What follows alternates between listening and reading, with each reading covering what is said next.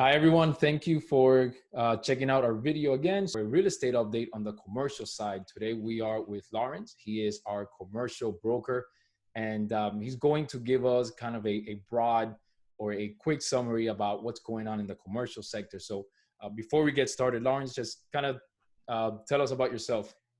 Sure. Thanks for having me today. Really appreciate it. I'm happy to have a chance to talk to people that have an interest in learning about commercial real estate. So my name's Lawrence Oxenberg. I work for a company called Berger Commercial Realty, and Berger is a locally owned and founded commercial-only commercial brokerage firm, vertically integrated, meaning that we do leasing, sales, and property management with a portfolio under management of about 7 million square feet in the Tri-County area today. And I'm a born and bred Northeast Dade County guy, and I spend most of my time and efforts working on projects for investors looking to buy and sell properties and owners who are looking to lease and manage properties in Northeast Dade County principally, but I do go all over the Tri-County area for work. Yeah, thank you, man. And let me tell you guys, the knowledge that Lawrence has is unmatched, right? I trust him blindly with all of this on the commercial side. So really good wealth and source of information for us. So I appreciate it. Lawrence, I've been, updating our clients about what's happening on the real estate market on the residential side, right? More when it comes to, like, for example, the foreclosures that may be looming, the forbearances and things like that. So today, really what I wanted you to touch on is give us a summary about the same things that is happening, or maybe similar things that are happening on the commercial side that may have been happening on the residential side. Sure. Like forbearances, for example. Yeah, well, forbearances are a touchy topic, obviously, and I'll sort of do this in an organized way to help make some sense of this. So the commercial properties are sort of in three buckets. It's office properties, industrial properties, and retail properties. Those are what are called the three sectors, and they're each being affected a little bit differently at this moment.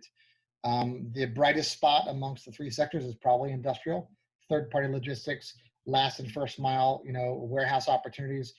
People are buying things and having them delivered to their homes. Think of it that way, grocers and so on. So that's a sector of industrial that's, still seeing a lot of interest and growth and is expected to maintain the momentum that it's had for the last, 3, 4, 5 years.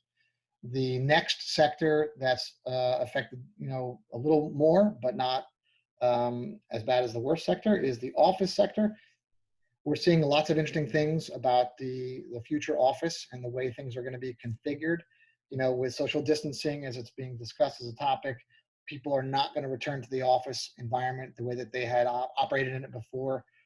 Owners of buildings and people that are leasing spaces are going to be required to do things differently, whether it's putting plexiglass between people or colored carpet tiles around cubicles to indicate when you're far enough away, to having a desk blotter made of paper. So when you come in every day, you tear it off and it leaves with janitorial services in the evening. So the office sector is being affected right now also because people are working from home and we haven't been permitted en masse to go back. People will go back. Some people will stay working from home because they found that they can and they can reduce an expense of their business in that way, but it won't be everybody. And finally, and the most hard hit of the three sectors is retail. And when you want to talk about forbearance, as you know, that's a process when somebody who has a mortgage has to go to their mortgage lender and say, I would like your permission and agreement to not pay what I've agreed to pay. With properties today, particularly multi-tenant retail. So let's say you have a restaurant in a 20,000 square foot shopping center and you're one of 20 tenants or one of 15 tenants. If you can't operate your business because you're not permitted to by mandate right now, you're probably going to have a hard time paying any or all of your rent. So when you make a request of your landlord to say, I can't pay, can you work with me? The forbearance piece comes in when that landlord then has to go to their lender before being able to tell you what they can and can't do. If they have a loan on the property, they have to seek that permission because they may wind up becoming in default of their mortgage covenants and their debt service ratios. And so it's a very delicate topic, and a lot of retail tenants are expecting that landlords can just do what they want. But landlords are not banks, unfortunately. There are usually banks behind landlords in most cases. So industrial looks reasonably okay and will come out of this, they say. Well, office will be affected, a little different, but it'll come out of it with still continued interest. Retail appears to be the sector that's going to be the most long of a time frame to come back into something that's healthy. And So on out of your retail clients, right? How are you seeing a lot of them going to their landlords and asking for a forbearance on their rents? yeah, they're calling for rent relief. In every case, we represent landlords that own properties that have tenants, and we also represent tenants to find space for their business. And representing tenants, I'm working with many right now. They've come to me as an advisor to say, what are you seeing across the Tri-County area? What's the best tactic for us to utilize when we go to our landlord to ask for this? Because we can't pay if we can't be open. So it's a delicate dance, and the tenants usually have to be prepared to prove to some extent, not so much that they have been harmed because it's so early yet, you can't really show a durable harm, but what you can certainly indicate, is that you don't have any sales and that you've, let's say, gone to every other source that you have available to you to try and find relief, whether that's your personal funds or to any other lender or anybody else that you've got sort of in your life, because the landlords don't want to be considered your bank. They want to be the last resort, and that's probably how they should be looked at, but they're being bombarded, particularly in retail, every day by every tenant that's not able to operate or is able to operate at a reduced rate, let's say a restaurant where you can do takeout only. That's certainly not going to allow them to flourish. They're probably benefiting their employees only by staying open in a scenario of a restaurant in a retail setting. So it's a delicate dance, and every landlord is being asked by every tenant in retail today for some form of relief. Yeah, and are you seeing that the payment paycheck protection program, the PPP, right, the SBA loans, have you seen that being helpful to your clients? I only have one client that has succeeded in obtaining the PPP so far. It's a sore subject because it was meant to be very helpful to people, and I don't know that it's achieved its goals quite yet. I know an owner of property in Broward County that has a series of shopping centers, and let's say there's 50 tenants between them. I think out of 50 tenants, maybe 3 or 4 of them, received what they were, committed to getting from that program, and they were all national tenants. So the difficulty with that program has been that the best organized, most professionally represented national tenants have been able to get the lenders to help work with them, and the mom and pops have been the ones that have really been suffering. So they've added to the programs, they've extended it, they've added more money, but they've also changed the qualifications about how you qualify, whether you're going to have to pay it back. I would advise everybody to seek out the advice of a licensed professional accountant to help them understand and navigate what the ins and the outs are. We furnish that information to our clients. We always advise them to get professional advice because that's not what we do for a living. We try and be a resource as best we can. So what are you telling your retail clients that can't pay their mortgage or their rent, right? What are you telling them, or more or less, where are you pointing them to as a solution? Well, so if the retail tenant is not able to operate, in the month of April, they weren't sure how long they were going to be closed for. So many tenants paid rent in good faith, assuming that they'd be closed for some period of time, but not for a month or more. The month of May, which is starting tomorrow, is really going to be sort of telling as far as the rent roll collections for landlords in South Florida. So the expectation is that the amount of collections are going to go down because we're still largely in a closed state in Broward, Palm Beach, and Dade counties. If you are a tenant that is able to operate, let's say a restaurant, you have to be the key is with anything that has to do with a lender and or a landlord. They function in some ways not exactly as a lender, but you have to disclose. You have to tell them exactly where things are at for your business, all the efforts that you've undertaken to try and make your business continue to operate if you can, and if you can't, you disclose that as well. In many cases, the landlord will try and assist you, give you information about ways that you can find source of funding for your business. And once you've exhausted everything, then you have to go back to the landlord and have a difficult conversation potentially. Yeah. Unfortunately, realistically speaking, Mario, many of these businesses that are in retail are not going to be able to survive. The landlords aren't big landlords, and they can't sustain, not collecting rents because they have mortgages and they can't get, help from their lenders.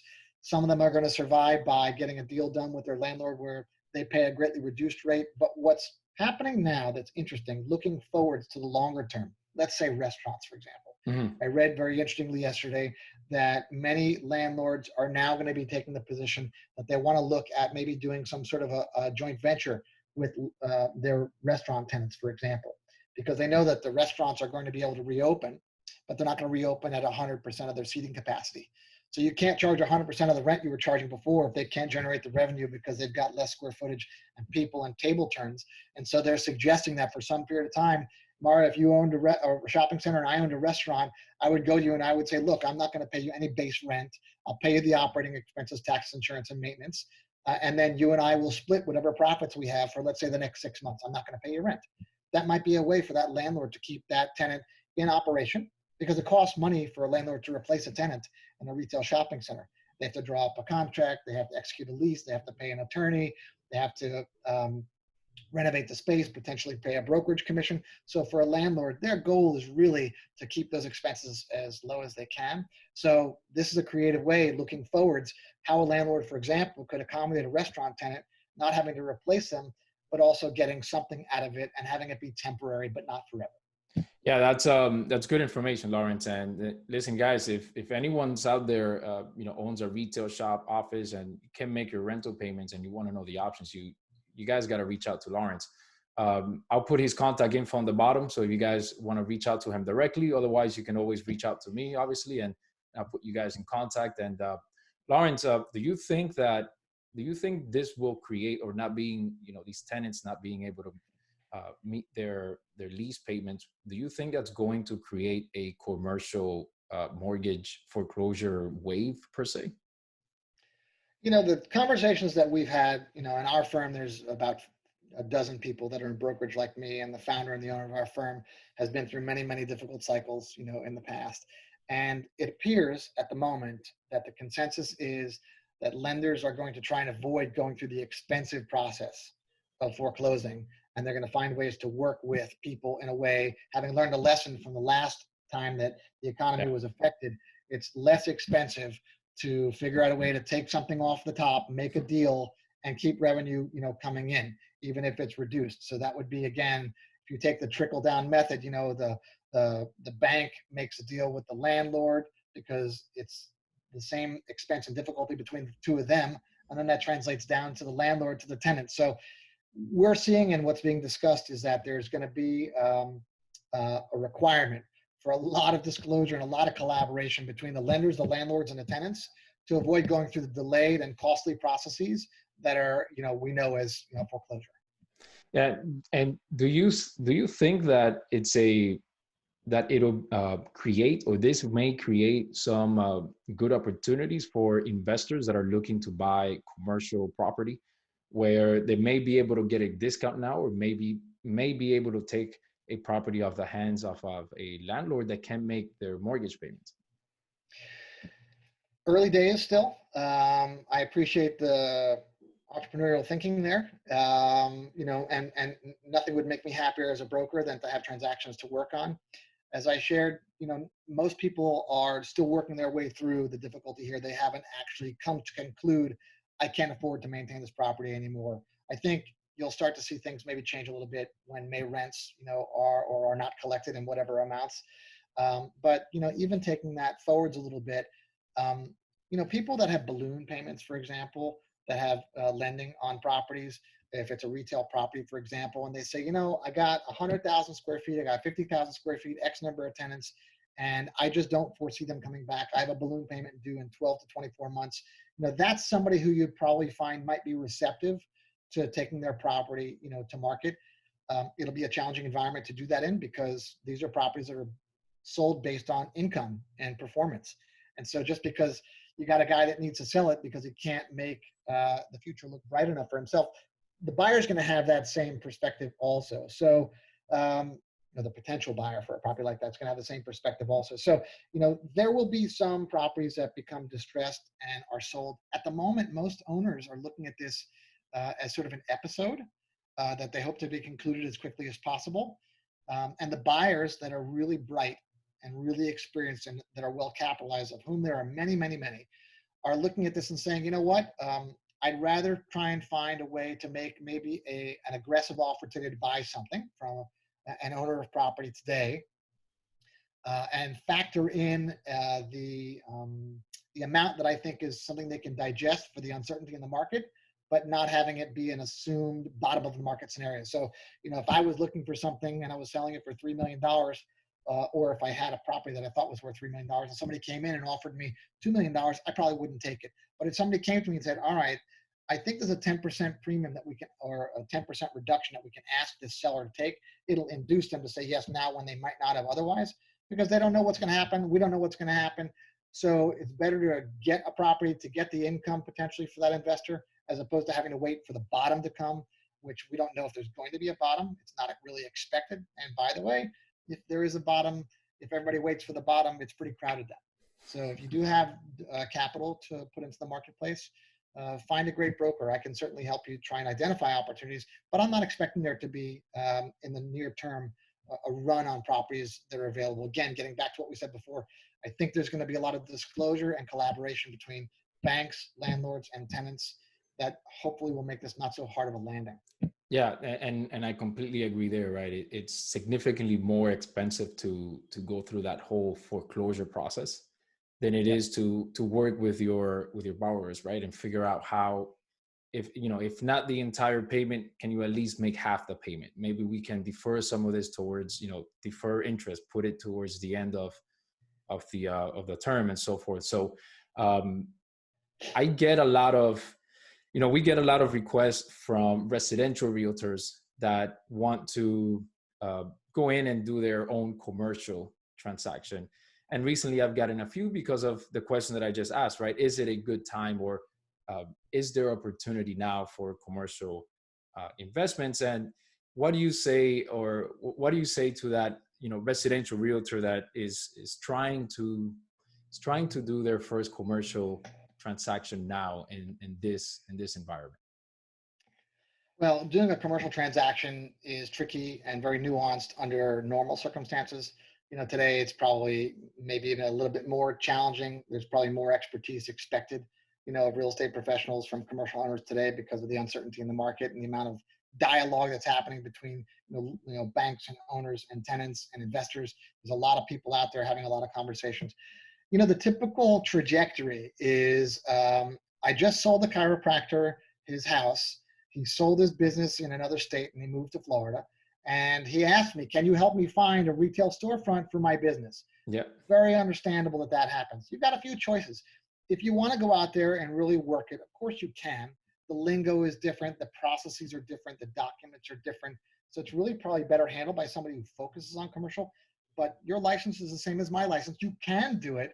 But I assure you that you'll probably make more money by involving an outside party like me, a commercial broker that focuses on those transactions all the time, because you won't have to work as hard and it won't take you as long.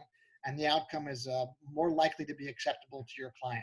Yeah, so, you may not lose the client, right? If you try to do the same, duplicate the same process in residential as in commercial, it just doesn't work that way. So you not only lose that transaction, you lose that relationship, you lose that client relationships, and that client may lose the opportunity, right, to purchase a good opportunity in commercial real estate. So yeah, man.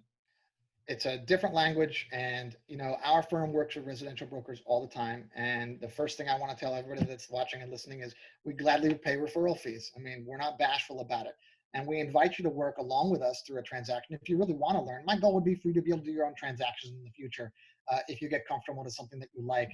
Just so you know, the transaction timeline for a commercial deal is much longer than a residential deal. I'm talking about 12 months. Is probably a safe outside number, 8, 9, 10, depending upon the type of sector and property that we're dealing with, purchase or a lease, office, industrial, or retail. And there's, again, a lot of nuance involved. So, the best thing for a residential agent that's being asked to do something for an existing client to make sure that they get referrals from that client is, if you're an eligible expert, you've done commercial deals in the past, great. Go ahead and take them through it. But better than that, really, if you don't have that expertise, get a commercial broker involved. Feel free to contact me. I'll walk you through it and I'll teach you so you can do it the next time. Or in many cases, residential brokers just say, look, I just want to get my referral fee, my 10%, my 15%, my 20% of the commission. And I would just like you to keep me updated, every few weeks, or keep me copied on the email. So there are many ways to do it, but the very typical thing that happens is your residential client is going to ask you to work on something. And the smarter thing to do is to get somebody involved that can really be a help to you in getting it done right and faster. Yeah, and you know when or me, I know exactly when it is that I need to make that connection to you, right? When I get the real estate agent asking me, "Hey, what's the as-is contract for commercial real estate?" You know, there is no as-is contract. There is no. Can you just briefly go over how you handle the contracts and the offers and things like that on the commercial side? So, if you're representing a seller, for example, most sellers will be represented by an attorney. We urge every buyer and every seller to be represented by a competent, experienced, local legal professional. But the contracts are generally drawn up by those professionals, and each one, there's a lot of standardized boilerplate language that's in it. And the focus in the contracts for purchase and sale transactions is really about the price that you're paying and the terms. What the amount of time for due diligence, the amounts of the deposits, the escrow terms. That's really where things start. And the inspection process is really what reveals, whether or not your transaction is going to happen. Getting it under contract is fantastic, but it's really just the beginning of what can be, a longer process. And commercial transactions, for the residential people that are watching and listening, people that do commercial transactions are completely dispassionate. They don't fall in love with anything. I find in my experience, and I'm a residential homeowner, I bought and sold some That's homes true. for That's myself. true. You find something, you like it, you want to make it work. For a commercial transaction, they really don't have the same interest. It's either it's the right square footage, it's got the right ceiling height, the right number of dock doors, the right number of existing offices. All those things have to be in place. But if it's not here, it'll be somewhere else, and they don't get too hung up on that. So you have to have the right frame of mind and background to know that just because they're not talking in emotional language, it doesn't mean anything, because in commercial, that's not how it usually works. Yeah, completely agree, right? So, Lawrence, man, I appreciate it. Thank you very much for for all the information today. I think in summary, the commercial real estate sector is in better, or I guess in brighter terms than I thought it would be before we had this conversation, right? I've come across a lot of if you want to say doomsday theories about how the residential side may be saved, but now the commercial side is going to tank. And hearing some of your insight definitely helps, right? It puts a little bit more positivity on the outlook for the commercial sector, and I think that's good news, right, for everyone. Um, and when it comes to doing commercial transactions, man, I encourage agents to contact you. I put you in contact with a couple of our agents already, so I look forward to continue to doing that moving forward. I know you have a great source, wealth of information, and I appreciate always your honesty, and you take care of the clients, with their interest first. So I appreciate that, Lawrence. Sure. I appreciate the chance to speak with you, and happy to take any inquiries. Cool, Anybody man. needs information and advice, I'm happy to be available to consult. Absolutely. Thank you so much, and we'll keep in touch. Bye, Thank man. you. Bye.